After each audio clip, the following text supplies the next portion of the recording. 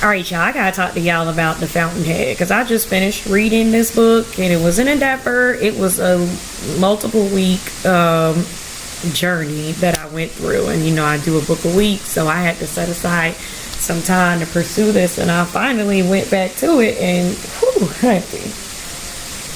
So y'all, my daddy, he watches Fox News on a regular basis.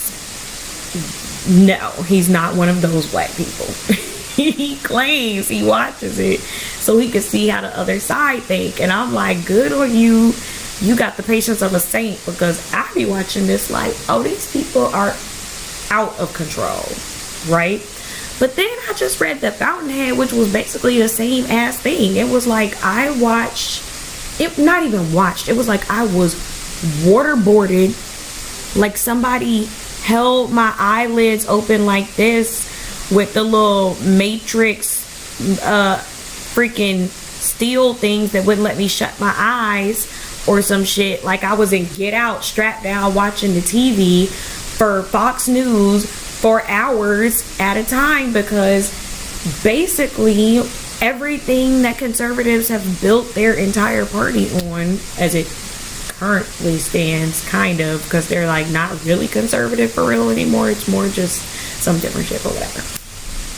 It's all like the same sort of ideology that is espoused in this book. And if you don't know about it, objectivism, you can look it up on Wikipedia. Essentially, Ayn Rand is saying that like man's moral obligation is to pursue his own happiness and his own, contribution to society through creation.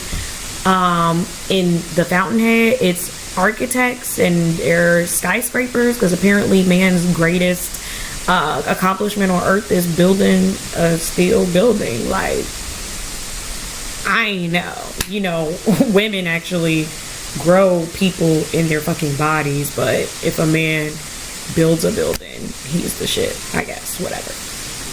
So I read this whole book. It's 700 pages, y'all. I mean, it's deep. And I will say, so the obvious most problematic shit about it is that there is a whole ass rape. And the main male character, who's like our force of good, he's the man that we should all aspire to be, because he's completely self-interested and is creating all these skyscrapers that help better humanity or whatever. He the one that raped the main female character, who is like almost an ideal person, except she's a woman, so we have to be flawed, whatever. And I think this was the wildest thing I ever read in my life, because essentially he raped her the first time they had sex. And it wasn't no like low-key could have been rape, maybe she really wanted it, because later in the book she actually says he raped me, like acknowledges it. But that's not the wild thing about it. The crazy thing is that she did like that shit. She was like, yeah, he raped me, he a badass dude. I'm like, what?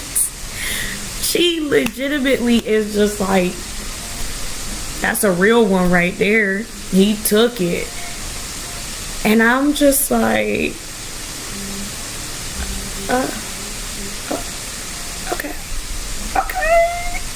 okay, I'm uncomfortable. So that's the most obvious problematic shit that's happening, because apparently, if you real, you just gonna take it, according to Ayn Rand. I don't even want to imagine her, but whatever. Anyway.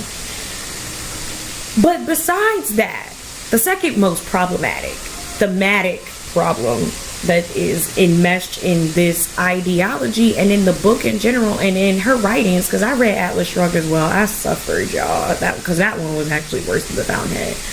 But the issue is that everybody white.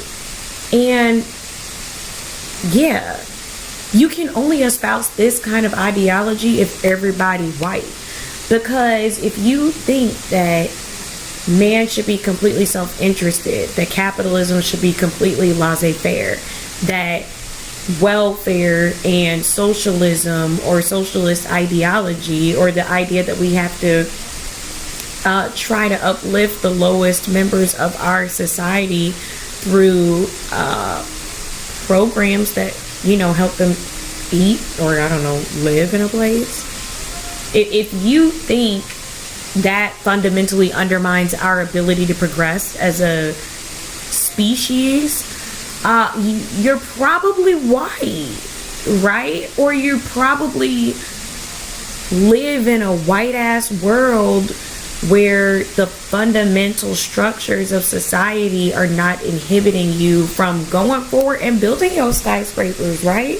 Because, you know, she really tried to make it seem like, okay, cool, this dude was so about his ideology and so about his principles that he was willing to go work in like a mine quarry, something like that, because he ain't had no money and nobody would hire him for his true calling. And I'm like, you know, it must be nice to have that option. You know who didn't have that option?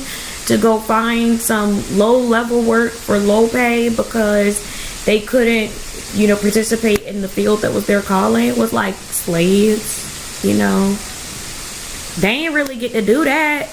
They was like kind of just not getting paid anything and not getting to do what they wanted to do when they were at work, or when they was just trying to live a regular ass life and getting raped, murdered, tortured, and beaten, you know, etc. And yeah, the society that forced these people, my people, to be slaves for a long ass time, and then after that to be subservient members of society, it ain't really set up in a way for them that is ever gonna allow them to just be out here standing on principles and building buildings and shit. So, you know, I could see why this is attractive to white people. They probably look at this and they're like, yeah, pull yourself up in the bootstraps. Yeah, you know, like, whatever. Cool for y'all, but for us, you draw a blank. And Rand clearly drew a blank, because ain't no black person nowhere up in this novel. The only black shit in this book is the type on the page. So, you know what? There we go. That's America. The only way that you can come up with a solution that works for white people is to negate the existence of black people.